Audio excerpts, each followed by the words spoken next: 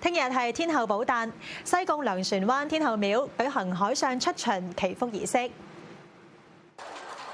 西貢糧船灣天后廟嘅海上出巡祈福儀式係全港僅存嘅傳統海巡儀式，承載當地百年儒家傳承。有攤主就表示，今年嘅人流比往年多好多。今年就係宣傳多啲，所以都好好多咯，係啊。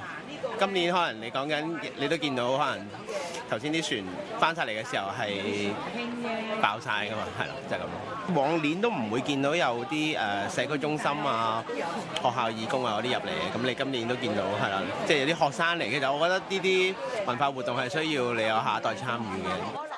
活動當日，大會專船先會帶市民同遊客從西貢到糧船灣上岸，自由參觀及參拜。